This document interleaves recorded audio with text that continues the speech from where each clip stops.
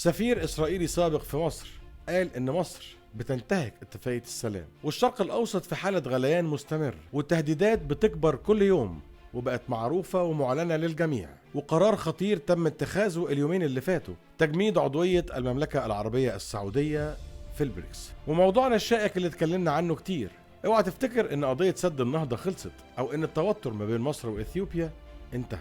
يسعد صباحكم او مساكم اينما كنتم. انا رفيق عادل وانتم بتتابعوا برنامج اصل الحدوتة. فنجان البن التمام ويلا نعرف الحدوتة سوا.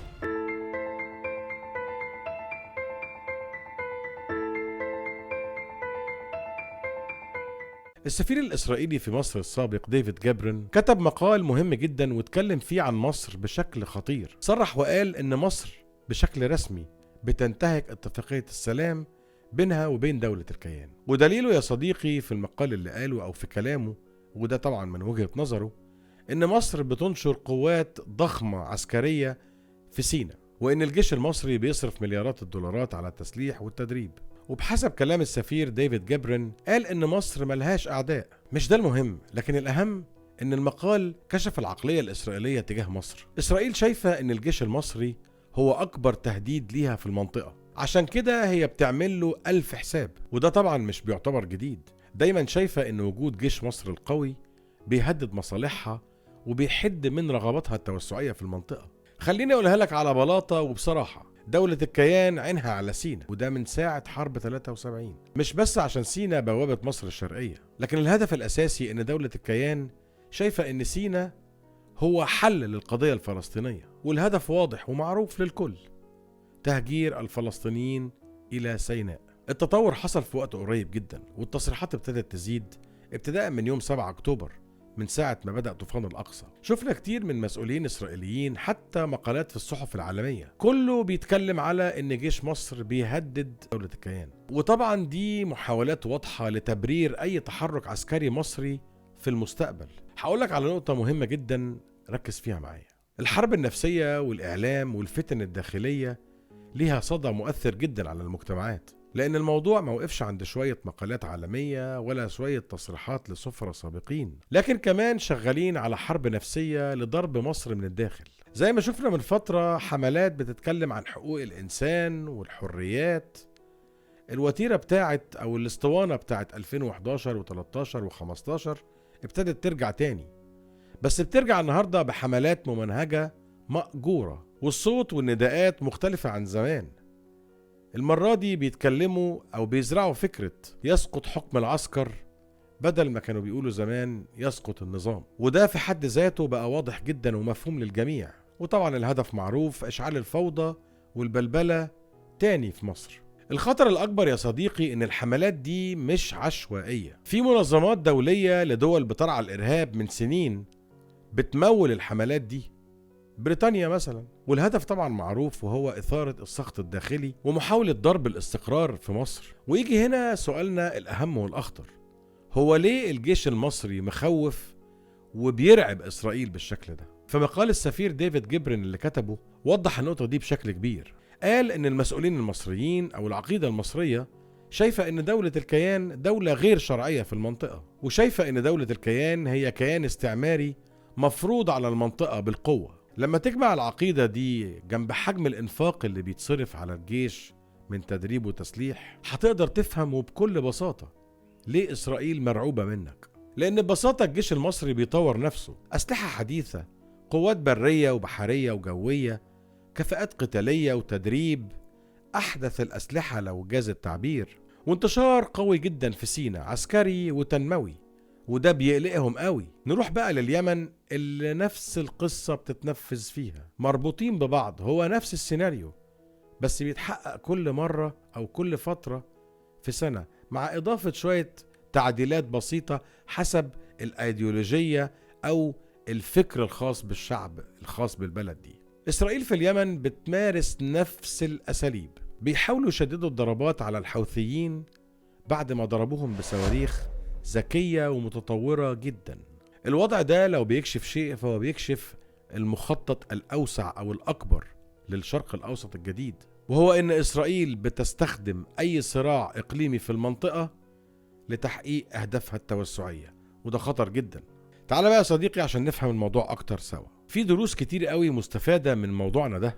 اسرائيل مش بس شايفة ان الجيش المصري بيحد من رغباتها التوسعية وتهديد ليها، لكنها بتحاول تلعب على كل الجبهات لإضعافه. ثانيا، وهو الأهم في حلقتنا النهاردة، وعي الشعب المصري، وعي ووعيك ووعي الشعب المصري هو خط الدفاع الأول. والمصريين فاهمين المخطط وعارفين الرغبات التوسعية، وعارفين ان الكيان عايز سينا، والناحية التانية عايز في الضفة الغربية في الأردن يودي الفلسطينيين هناك، بالتالي يحقق ولو جزء من إسرائيل الكبرى The Greatest Israel. وعي الشعب المصري بيظهر في ردود أفعالهم تجاه الحملات المأجورة والممنهجة ضد مصر والجيش المصري. في نفس الوقت لازم نكون حذرين جدا. الحملات الإعلامية الموجهة ضد مصر وضد الجيش المصري مع اللجان الإلكترونية المأجورة، كل دول سبوبة ودورهم هيخلص.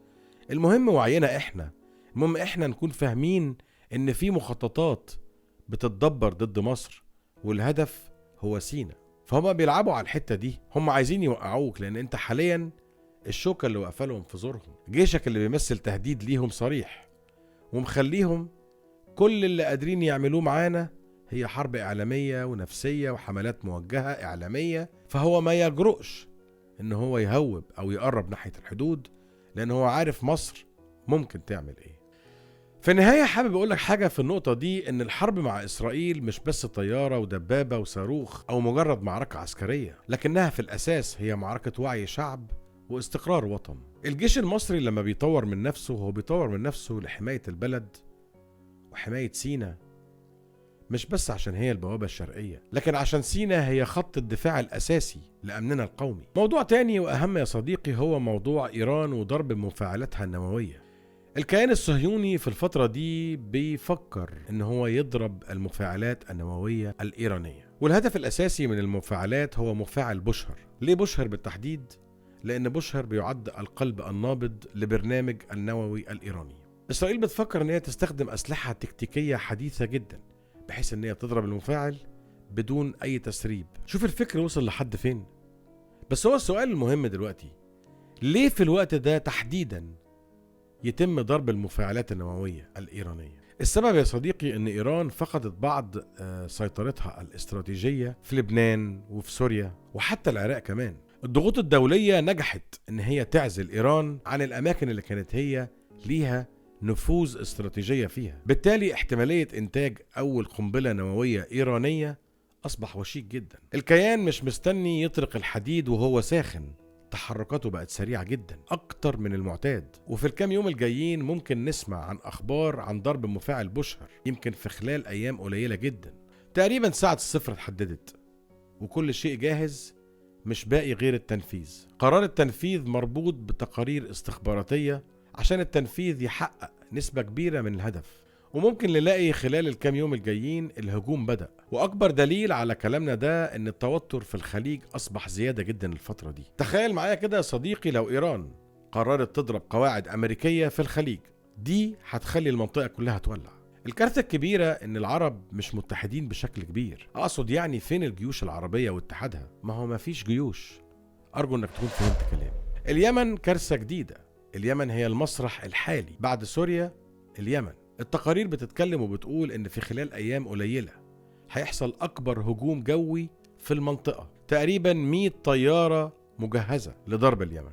وليه اليمن؟ لان الحوثيين باستخدامهم صواريخ متطورة وحديثة وذكية اصبحوا شوكة في ظهر اسرائيل، وبيمثلوا خطر على مصالحها التوسعية، وخاصة مع قدرتهم اللي ظهرت اخيرا في تطوير الصواريخ اللي اخترقت بالفعل القبة الحديدية. ويجي هنا سؤال مهم جدا، هل الهجوم ده لو حصل على اليمن هيوقف الحوثيين ان هم يكملوا في مشوارهم ويفضلوا يهاجموا اسرائيل، ولا هيزيد ويخلينا نشوف توسع نطاق الحرب في المنطقة؟ العرب في موقف لا يحسدوا عليه. الدخول في حرب هيكلفهم كتير قوي، والحياد هيكلفهم كتير قوي، تمن كبير جدا هيدفعوه بعدين. عشان كده مصر يا صديقي متماسكة وبتقرر وبتدرس بناء على المعطيات اللي في أرض الواقع. عشان كده جيش مصر بالمرصاد، وعشان كده إسرائيل وسفرائها ووزرائها لما بيصرحوا بيقولوا صراحة إن هم خايفين من الجيش المصري، وبيعملوا له 1000 حساب. جيشك مش قليل، جيشك قوي وقادر على حماية حدوده وقادر على حماية بلده وقادر يصد أي تعدي على أراضيه إن كان بري أو جوي أو بحري. فأنت بتملك المعدات والأسلحة الحديثة وبتملك الكفاءة القتالية والتدريبات، فأنت عامل لهم حالة ردع. هو مش قادر يقرب منك ولا هيقدر يقرب منك. بس لازم إحنا كشعب نفهم الخطط اللي بتتدبر ضد مصر، حملات إعلامية موجهة، لجان إلكترونية موجهة، كل ده لضرب الاستقرار وإشاعة الفوضى.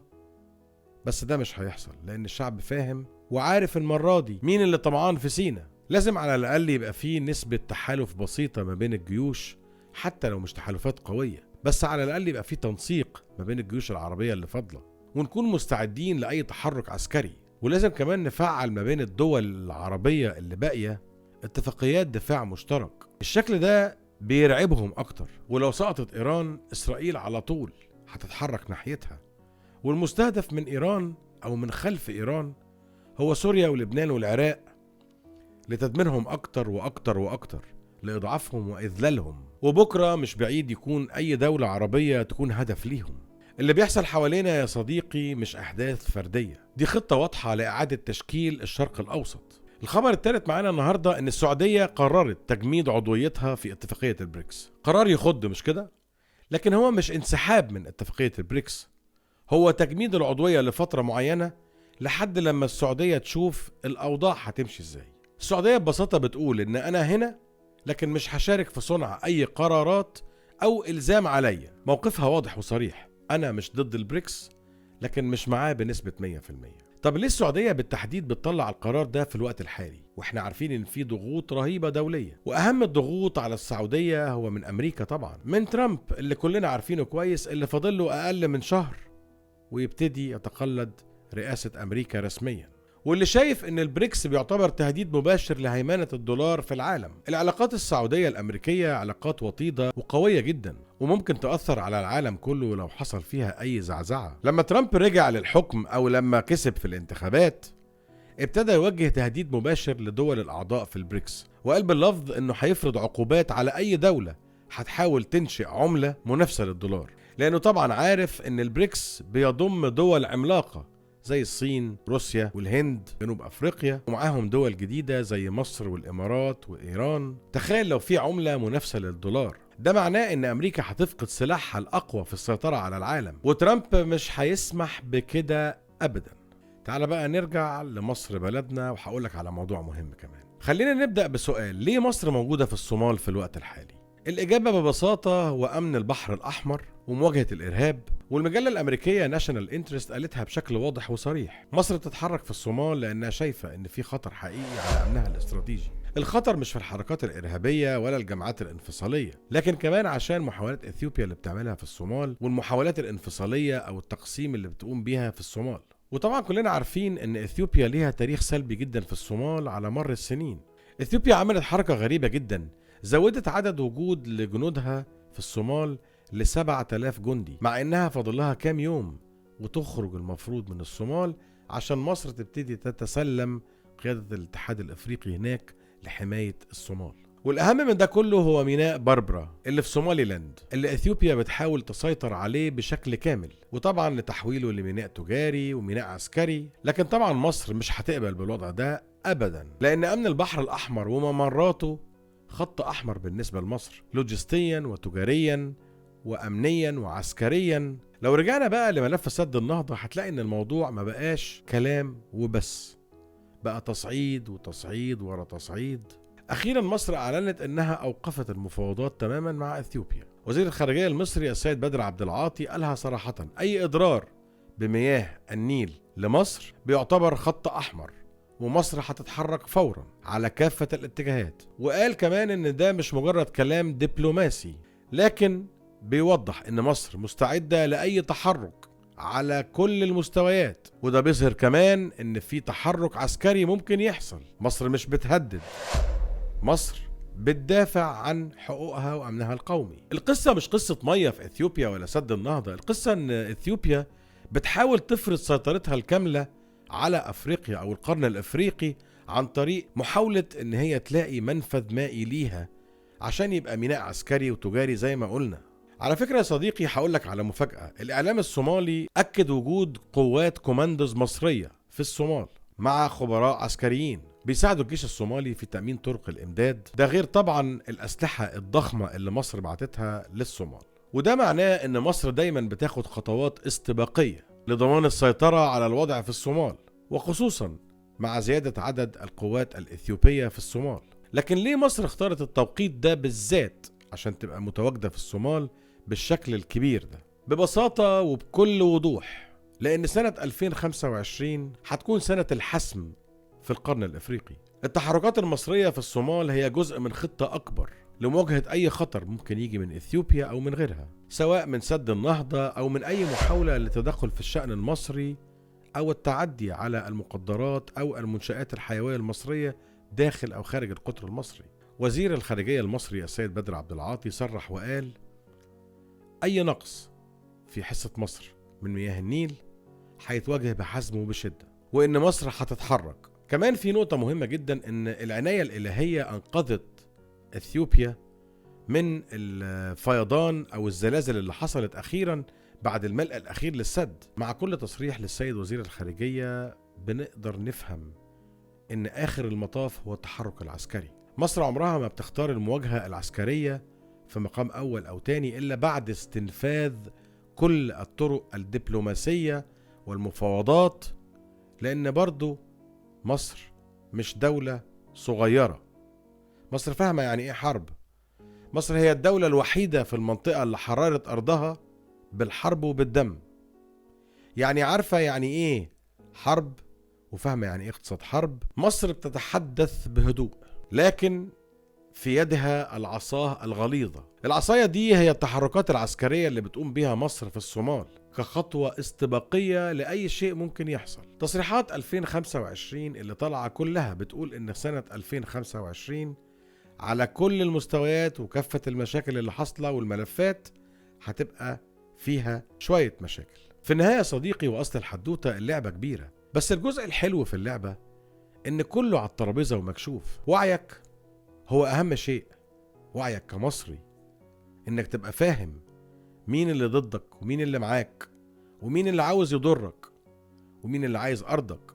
هو ده السلاح الأول أو خط الدفاع الأولاني. بعد كده يجي دور الأجهزة الأمنية اللي بتتعامل وبتدافع وبتحارب عشاننا وعشان البلد. حاجة أخيرة يا صديقي قبل ما انهي الحلقة النهاردة، ما تسمعش وما تصدقش أي حاجة تشوفها أو تسمعها، لأن النهاردة بالوسائل التكنولوجية الحديثة والذكاء الاصطناعي ممكن نعمل حاجات كتير وهمية، حاجات هدفها ضرب الاستقرار، حاجات هدفها إشاعة الفوضى، حاجات هدفها نرجع ل